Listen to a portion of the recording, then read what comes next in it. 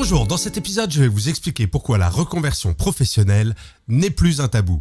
Je suis Gaël Châtelain-Berry, bienvenue sur mon podcast Happy Work, le podcast francophone audio le plus écouté sur le bien-être au travail et le management bienveillant.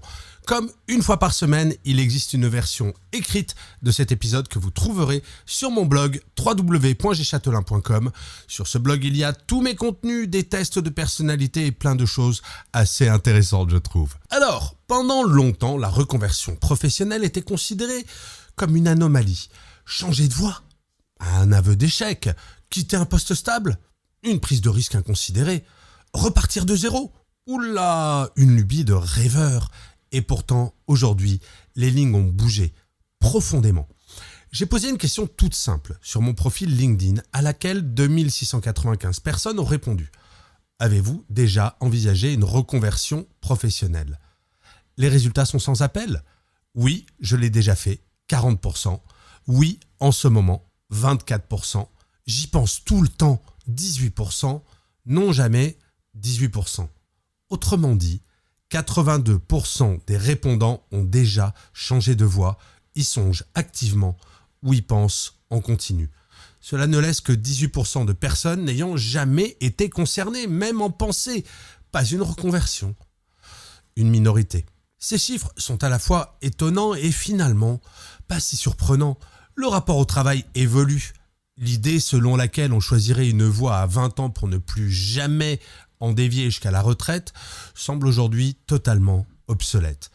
La carrière linéaire, autrefois gage de sérieux, devient presque un concept nostalgique. Nous vivons dans un monde où les métiers évoluent à toute vitesse, où les compétences techniques deviennent vite obsolètes et où les aspirations personnelles prennent de plus en plus de place. Qui, aujourd'hui, n'a jamais eu envie de faire autre chose, de donner un sens nouveau à ses journées, d'explorer un talent enfoui ou un rêve de jeunesse. Ce phénomène massif ne tombe pas du ciel. Plusieurs facteurs sociétaux, culturels et économiques convergent pour expliquer cette lame de fond. D'abord, il y a une désacralisation du statut social par le travail. Pendant longtemps, notre métier définissait notre place dans la société. Aujourd'hui, on cherche davantage à s'accomplir dans son travail plutôt que par son intitulé de poste. Ce glissement culturel change profondément les attentes. Ensuite, la crise sanitaire a agi comme un gigantesque révélateur. Elle a forcé des millions de personnes à s'arrêter, à réfléchir, à se recentrer. Beaucoup se sont alors rendus compte qu'ils ou elles étaient dans un métier par défaut, plus que par choix. Et une fois cette prise de conscience faite, difficile de revenir en arrière. Ajoutons à cela une digitalisation accélérée qui offre de nouveaux outils, de nouveaux modèles, de nouvelles manières de travailler. Le freelancing, le télétravail, les formations en ligne, les communautés d'entraide professionnelle, tout cela rend la reconversion plus accessible qu'avant. Enfin, il ne faut pas négliger le rôle croissant des émotions au travail. La quête de sens, l'envie de se sentir utile, reconnu, en accord avec ses valeurs sont devenues centrales. On ne veut plus juste travailler pour vivre, mais vivre quelque chose à travers le travail. Ce qui est frappant dans les retours que je reçois chaque jour, que ce soit dans mes conférences, sur mon podcast ou via mes messages privés, c'est que le mot reconversion est de moins en moins associé à une rupture, mais plutôt à une évolution. On ne tourne plus forcément le dos à son passé professionnel, on l'intègre, on le transforme, on le fait grandir autrement. Un commercial devient coach, une infirmière se lance dans l'écriture, un ingénieur crée sa boîte de poterie artisanale. Les parcours sont plus riches, plus hybrides, plus audacieux et ce n'est plus perçu comme marginal. Au contraire, cela suscite souvent l'admiration.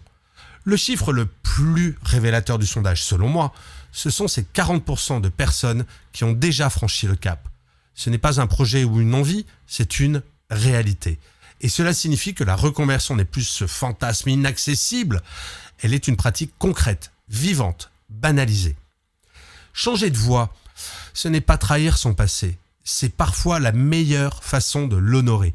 Tout ce que vous avez appris, tout ce que vous avez vécu, toutes les compétences que vous avez acquises ne disparaissent pas. Elles se transforment, se déplacent, s'adaptent à un nouveau contexte. Il est aussi important de rappeler qu'il n'y a pas d'âge pour se reconvertir. J'ai croisé des personnes de 25 ans comme de 55 ans en pleine redéfinition de leur projet professionnel. Ce n'est pas une question de génération, mais d'état d'esprit. Le monde du travail n'est plus figé et nous ne le sommes plus non plus. Alors si vous ressentez ce petit frisson, ce doute persistant, cette envie que vous n'osez pas formuler tout haut, écoutez-le. Cela ne veut pas dire que vous devez tout quitter demain matin, mais cela signifie que vous avez le droit de vous poser la question et peut-être un jour d'y répondre par un grand oui.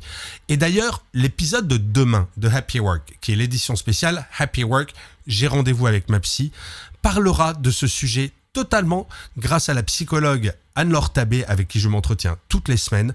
Donc si vous voulez aller plus loin, je vous conseille très vivement d'écouter l'épisode de demain matin.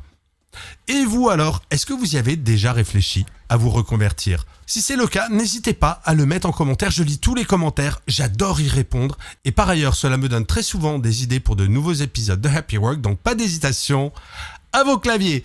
Je vous remercie 1000 fois d'avoir écouté cet épisode de Happy Work ou de l'avoir regardé. N'hésitez pas à le partager si vous l'avez apprécié, à vous abonner sur votre plateforme préférée. Ces deux choses sont très très importantes pour que Happy Work dure encore très longtemps. Et en plus, de vous à moi, cela me fait toujours très plaisir. Je vous dis rendez-vous à demain et d'ici là, plus que jamais, prenez soin de vous. Salut les amis.